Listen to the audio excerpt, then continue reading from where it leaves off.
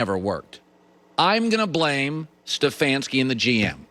If you watch data and you watched Baker Mayfield in college, when he sprinkles it around, he's actually very good. And when he gets hurt against Cincinnati and sprinkles it around this week, best game he's ever played.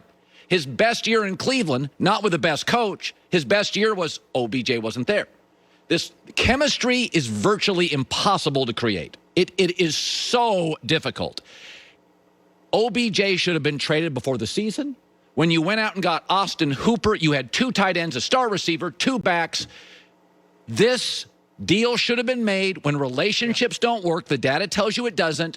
You always move sooner than later. OBJ has a history of getting dinged up. This is not on Baker. It's not his fault that a superstar comes into a dysfunctional organization and he just naturally feels he's got to get him the football. I would, you would, anybody would if OBJ walked into town. This is on the management of the Browns that didn't see it earlier, move him earlier. How is that for supporting Baker Mayfield? Yeah, I mean, that's one way to support him. The other way would be, in the final 3 quarters this weekend, he was 22 of 23, 300 yards, 5 touchdowns, 3 fourth-quarter go-ahead touchdowns, and threw an absolutely 10 out of 10 perfect pass to win the game, but it was against the Bengals, so I don't think those count in your official statistical ledger. They but I'll don't. have to check. Yeah, I know they don't. It's like, hey, these games against the divisional rival don't count because he's awesome in them. I think Odell's a great player. I feel terribly for him that he just got hurt again. I do think you are correct in this. Just because a guy is a great player does not mean it is the best use of resources given how a team is built. And I think Baker is better off potentially with, to use a $2 word, I guess, more of an egalitarian offense where everyone gets equal distribution of touches rather than one where you've got to force feed a certain star of the ball. With that said, the Browns are going to be in the playoffs, much to your chagrin. And in the playoffs, they are going to play a team that's better than them, like the Steelers, like the Ravens. In a game like that, the way you win that game is Myles Garrett on the defensive side makes a couple great plays, and your superstar on the offensive side, Odell Beckham, makes a couple great plays like he did against Dallas. That's now removed. So I do think this hurts them against the very best teams, but I also think they probably are better served trading Odell this offseason to a place such as Green Bay where his talents can be best utilized and where they can maybe use those resources elsewhere in Cleveland. You know what? I'm going to stop it right there because I was right a bunch, and that's happened so infrequently with you and I that I feel like I was on the right. It's just like... You were right a bunch. I mean, Baker was pretty good. Baker was pretty good this weekend. Meanwhile, I do believe that your beloved godson, Sam Darnold, might be shopping real estate. But, who have not gotten out of bed for your beloved Clippers because they haven't made a conference championship game ever. Whatever. So, I mean, do they count? I don't know. Are they like the Orange County Clippers? I'm not sure the geography of the area. How are you? I'm doing great. So I've said this before. Analytics, it's like parenting. I read books on parenting. They inform me. They don't control me. Analytics inform me. They shouldn't control me. I watched the analytics control the Rays last night, pulling out Blake Snell. And I think, like America, I thought, I don't understand it. I don't get it. What did you make of the moment? So this is so multi-layered, and I find it so fascinating. At the very base level in sports, all managers and coaches, and we've said this before you make any major decision, your final question should be, like before you leave the house, did I leave the stove on? The final question should be, is this what my opponent is praying I do? And if the answer to that question is yes, then don't do it. You knew the Dodgers wanted him out, and you took him out anyway. But I think it's deeper on an analytical level than you even went to. Because the defense of this is, well, he didn't go 6 innings all year. All year long, this is what we did. We never let him see a third time through the lineup. Got it. Understood. And that might be the flaw. And by that, I mean this. I'm going to use a cross-sport example. Giannis Antetokounmpo this year won the NBA MVP in part because he did all 30 points, 15 rebounds, 5 assists in 30 minutes per game. Colin, he was only playing 30 minutes per game. And some of us, while loving Giannis, said, you know, that could be actually a problem. Because in the postseason, he's going to have to play 40 minutes a game. And if you're not ramping him up for that, if you are not preparing him for that, you might not be preparing your team best for postseason success. And what happened with the very analytically inclined Bucks? Mike Budenholzer said 36 minutes is the ceiling for those guys because that's how they run their team. Right. The Rays are very smart. The Rays got further than they should have. Analytics has helped them massively get to where they are.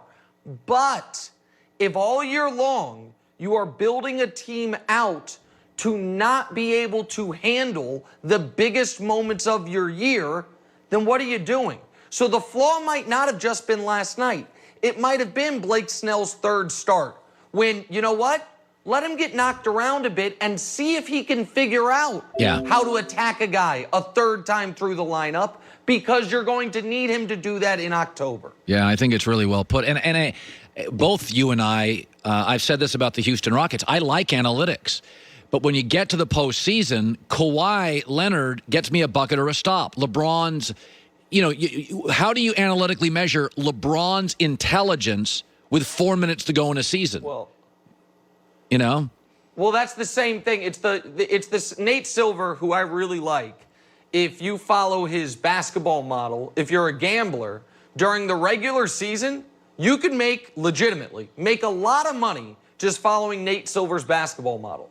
In the postseason, it is worse than a drunk guy on the subway because they haven't figured out. 3 of the last 4 years, he has had LeBron's team an underdog in round 2 of the playoffs because they can't account for how drastically different postseason basketball is from regular season basketball. I think you saw this in the NFL last year. Colin, everyone liked the Ravens last year, but the really smart analytics folks were presenting us with numbers saying this is one of the 5 greatest teams in the history of the sport. And I think a lot of us were like, well, that seems to be a bit much. Like, do I really trust them if they get down a touchdown in the postseason? So there is not a secret sauce here. It has to be some science, some art. And I think someone put it really well last night. I wish I could give him credit. I can't remember who it was. You are an idiot in 2020 if you ignore analytics entirely. But you might be as much of an idiot if you totally ignore the human factor and the art and the feel of these games as well. So, I said this. We always look at the dissimilar with LeBron and Brady. We know Tom is not the athlete of LeBron, but LeBron's intelligence and innate leadership has always been undervalued, and Brady's never won because of athleticism. They both share a very high IQ, pre-snap, big situational. They're beyond committed. They elevate others, very secure in themselves when it comes to giving the stars the ball or the shot. And I look at Brady today, and when LeBron came to the West, the knock was, the West is just too good. And then about an hour later, you're like, yeah, it's got a bunch of good teams, but it doesn't have a great team. And Brady goes to the NFC, and you watch Seattle and you watch Green Bay, and like 7 weeks later, you're like, oh, wait. NFC's got a bunch of good teams. They don't have a Kansas City. It doesn't appear to be even be outside of Tampa, a Tennessee. And I looked this morning, and I think Tom Brady's going to end up in the Super Bowl. He's the 3rd highest graded quarterback today. That stings for you, does it not? A little. Well, okay, there we go. We got there eventually. All right. So LeBron and Brady do have some similarities. They also have some drastic differences. I would argue maybe the biggest is LeBron's circle, his friend group, is at least to my eye one I'd much rather hang out with than the folks Brady hangs out with, but that's a different story entirely. Listen, man, I'm just going to have to let you marinate in this moment. Right now, in October 28th of 2020, your lifelong love affair with Thomas Edward Patrick Brady, not only does it seem to be as strong as ever, but it seems to have, reached new heights. The Bucs are coming off back-to-back dominant victories. Brady has played back-to-back excellent games. He has managed to go 8 consecutive quarters without forgetting a down. He's not yelling at people. It's all great. And so I just have to let you have this moment. Now, do I think they're better than Seattle? No. By the end of the year, do I think they'll be better than Green Bay? No. Am I convinced they're going to win their division? I'm not. But right now, this moment, he absolutely wins the title belt of most surprising story to me of the 2020 NFL season. Yeah. And I've just got to let you have it. So I'm not giving much, but I'll give you that. I'm not putting him in the Super Bowl yet. But right now, this does appear to be, at the moment, one of the rare debates you and I have had where you have the upper hand. I can concede that. That's the greatest moment in the history of the show right there. Finally, it would be